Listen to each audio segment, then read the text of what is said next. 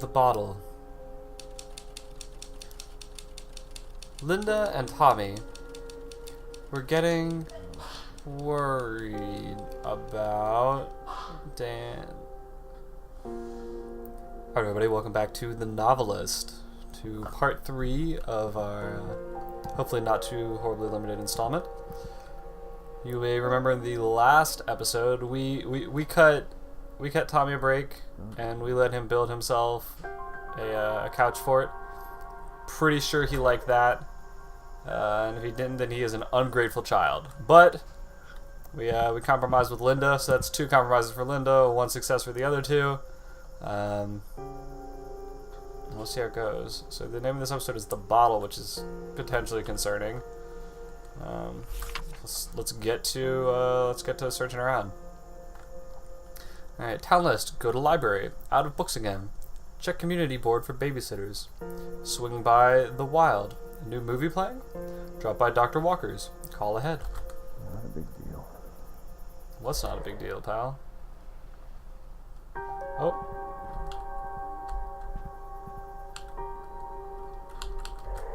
Someone down here? Someone's coming down here. Gosh darn it. Maybe... Oh, I can distract them. Why does he keep doing that? Keeps doing that because... Oh, okay. So that's... Best stuff fort ever. Davey wants to make one at his house. Anything in here? No, nothing in here. But I got something in this room. Alright, everybody. Yeah, just crowd on in. Hey, honey, what you doing? Working.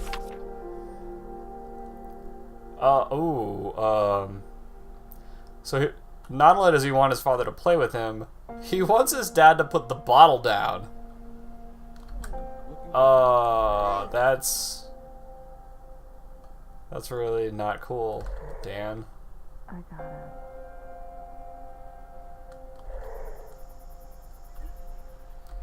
Let's see what else we can find. Oh, does this count?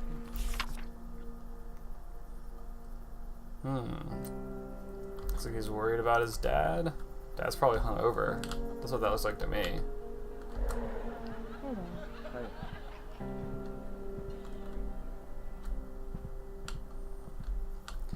We got Right drunk, here. edit sober. Apparently Hemingway said that. Or maybe someone else did. It doesn't matter because it's true. To write, you have to be fearless. You have to make choices and plow forward. Surprise the reader. Surprise yourself. Make something that matters, not something safe. What does drinking do? It suppresses inhibitions. Yeah, there are typos, but that's what copy editors are for, and it's not like I'm drinking all day. I'm fixing most of this stuff myself each morning. Or early afternoon, I guess. I'm not stumbling around drunk all day and pissing myself. I'm trying to create something they'll remember me by. No one can imagine how stressful it is unless they've tried it. The pressure's so bad I just want to give up sometimes. On those nights, a drink is the only way to turn my mind off and get some sleep. When the book is done, I'll dial it back. Look, whatever you're writing in your journal about how much you're drinking and about how it's a problem now, but you'll remedy it later, that means you're drinking too much and you need to put the bottle down, sunshine. It's not worth it, okay? Also, this whole... Oh, man. It's like, I only need it when I write. And when I'm done writing. And, like, so I can sleep. And, like, I need it in all the times that I'm not editing my book. Dan, if whatever your thing is that you want in this chapter is to get a little more lit, I can guarantee you that is not what's going to be happening for you, Cupcake. If he uses that Hemingway quote one more time, pretty much every night he's either super focused on his novel or too drunk for us to spend a regular night together. That used to be our time. We would put Tommy down for the night, have a glass of wine, 2 at the most, and talk about our days or maybe listen to a record. Now I'm lucky to get 1 night a week where he's sober and not writing. Most nights he has a bourbon. No, wait. Make that 4. Holy and crap. I read in bed until I fall asleep. He tries not to wake me up when he comes in, but you're never as quiet and graceful as you think you are when you're drunk, and in a dark room, no less. Of course I want his book to be great. but I also want my husband back. Real talk, lady. Hey there. Dan, you suck. All that sympathy I had for you in the last couple chapters, gone. You have squandered my goodwill, sir.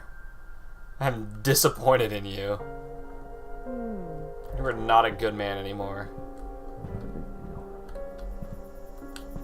Alan, hey man, this is gonna sound odd, but I could use some advice. I'm in hot water here because, well, I've been drinking more lately. Man, there's just no good way to write that. I mean, I used to drink and write all the time in school. You remember that, right? I guess I got away from it when we got married, and definitely after Tommy came along. But he's in bed by 8:30 every night now. And let me be clear, I'm not blacking out or driving drunk. You know I'd never do something like that. I just have a few drinks while I'm working, safe and sound in the house. A writer who drinks isn't exactly unheard of. Wow, could I sound more defensive? You could, but it'd be hard. Here's the hell of it. It's working. It's brought back that college hunger, that energy, and in the last week or two, the book's just singing. I don't even know what I'm asking here. Maybe I just wanted to start the conversation. If you get a chance, give me a call. Dan. You suck, Dan.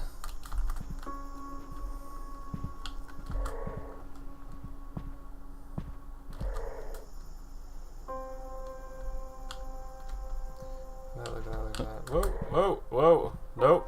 Nope. Yeah, okay, good. He's not suspicious. Okay.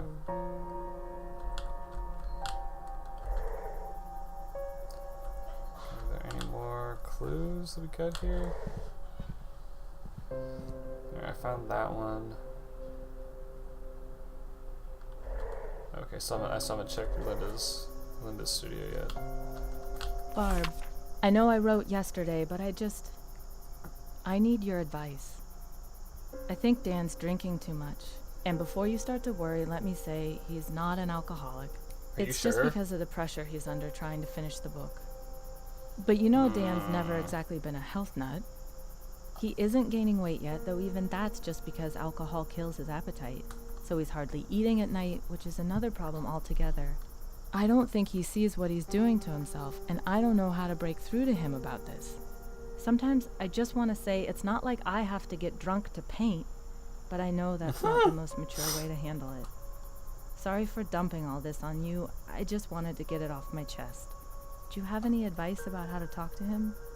Yours, Linda.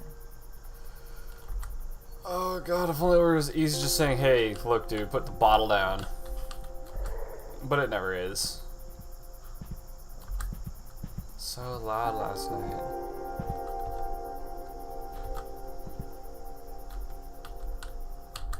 Alright. Let's see what she's got up in her head here. Why don't you stop at 2? I'm fine.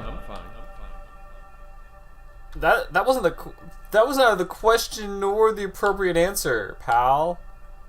It's not why are you inebriated. It's oh god, you're a bad person.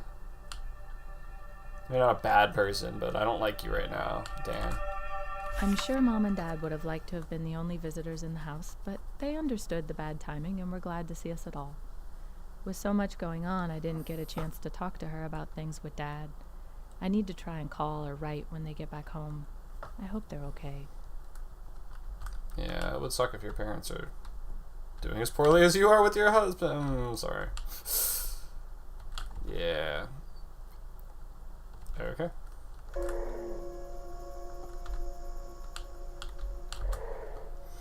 Okay, so we've gotten everything in Linda's memory. Oh right, I need to.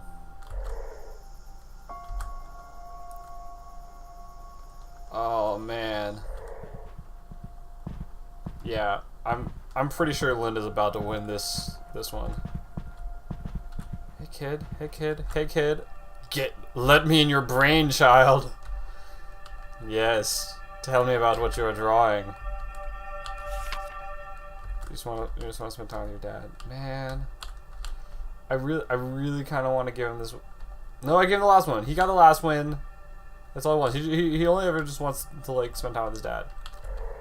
I'm gonna like maybe I wonder if like that changed, like if his dad's doing worse, maybe oh, there we go. Buddy, promise. If he doesn't do it, I'll help you, honey. Oh, man. Scumbag father. For serious, yo.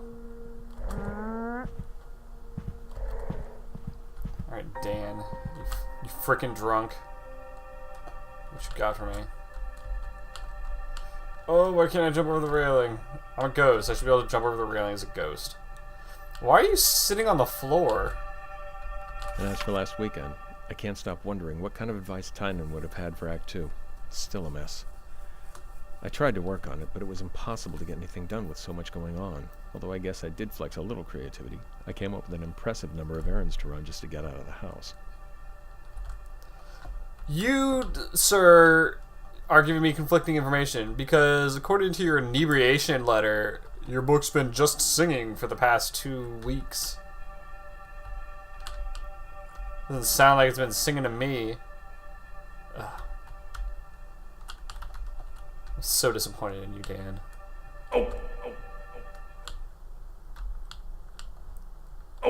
And apparently you're too drunk to not stumble around your house. Classy. Hey, look! Having fun today? What? I am definitely not giving you that win. Oh, man.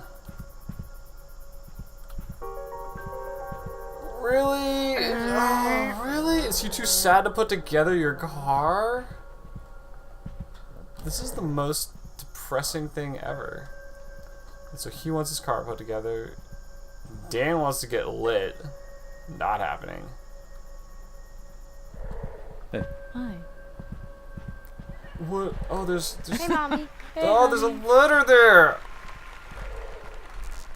Why does How he could keep possibly doing do that? again?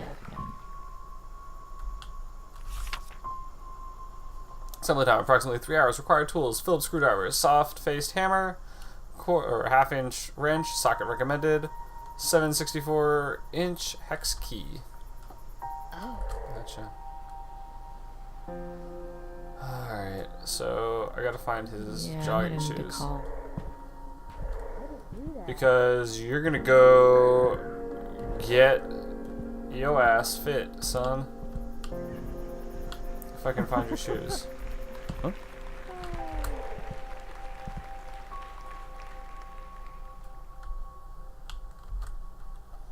Alright, so we'll choose Linda's resolution for this chapter. Dan Tommy will be disappointed. However, if you discover Dan, blah, blah, blah, okay.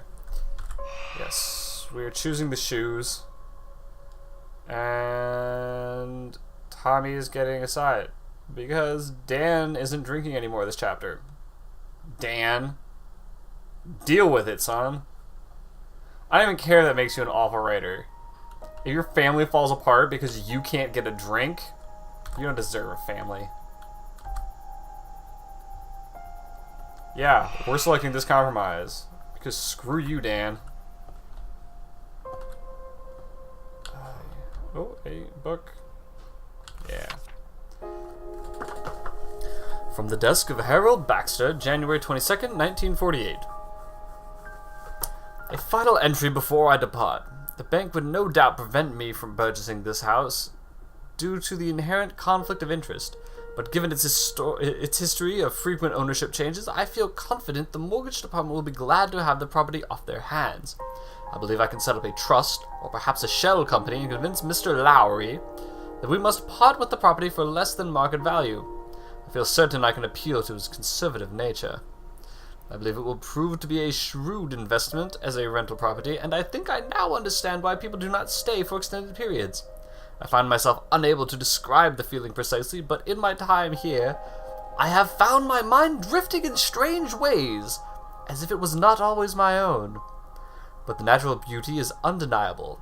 Perhaps short visits are a wiser use of the property. Yes, I believe that is a fine idea. So that explains how we got to where we are now. And that's kind of cool, I guess. Anything in here? Anything in here? Nope. Nope. Oh, yep. Okay. Book. Not for every grown up. Book. Okay, so I'm still exploring the house. There's one in here. There it is. Yeah. Oh, the Diary of Claire Bradford, September 4th, 1961. We're here, so why don't I feel more excited? This was supposed to be fun, just Roger and me. Mom and Dad think we're here with Ben and Laurie. But of course, that was just a trick. Nope, just Roger and me in this big house by the ocean for the whole week. I'm sad to see there's no piano here, but I suppose a week without practice won't do me too much harm. I guess maybe being alone with Roger that long is what's making me feel nervous. Though why should that be? He's my fiancé after all. If I'm supposed to spend the rest of my life with him, I shouldn't be worried about spending the week with him, should I? Everyone has second thoughts before they get married, right? Sometimes, but I got a feeling that is not your problem right now, lady. Alright, Roger. Think about what? Stop being drunk.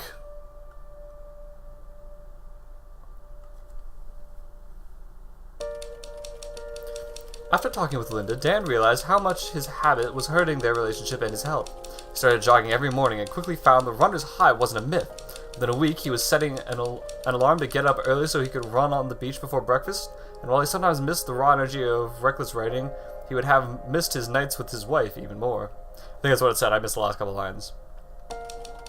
When Dan still hadn't put the pedal car together, Linda stepped in and began working on it with Tommy. Dan heard them, felt a pang of shame about his regular hangovers, and came down to join in. They completed the project as a family, and although Tommy was hurt that it had taken so long for his father to help, he was happy to finally have his toy. Aww, yay. Dan put all the alcohol back in the kitchen cabinet and promised to stay dry on work days, but he had a hard time focusing while he adjusted to writing sober again. He spent a couple of evenings staring at a blank piece of paper, and he never told anyone how hard it was to not sneak down to the kitchen for a drink those first few nights. Good, Dan. I'm proud of you. And that's how the Kaplan's first months at the house on the cliffs came to an end.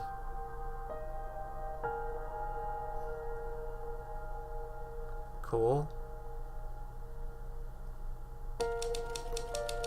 Dan sent what he had so far to Paul. It went badly. Dan knew the work wasn't very good, and Paul echoed that judgment. He promised to keep the news from Grovefield for the time being, but told Dan that without a major improvement in quality, the book might not be publishable. A few nights later, Dan and Linda got a babysitter and drove into town for a date. They spent more than they should have on a bottle of wine and had such a good time that they didn't notice everyone else leaving. When they finally realized they were the last ones at the restaurant, they apologized and left after giving their waitress a generous tip. Yeah, that's what I like to hear. How you doing, Tommy? The next day, Dan made good on a promise to take Tommy into the woods and look for arrowheads, so they drove to the site of a Suzlaw settlement and got to work. Dan and Tommy had fun digging around in the dirt, getting messy, and looking for artifacts. They found a handful of arrowheads, which Tommy proudly showed his mother when they got home. So his family was looking better. That car got put together. They still had 2 more months on the coast, and their story was just beginning.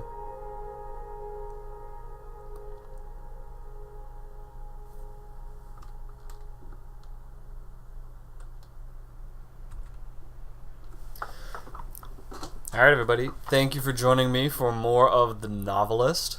Hopefully you guys are enjoying this as much as I am, because this is... I find it to be a fairly, thought-provoking game. It's definitely pretty interesting.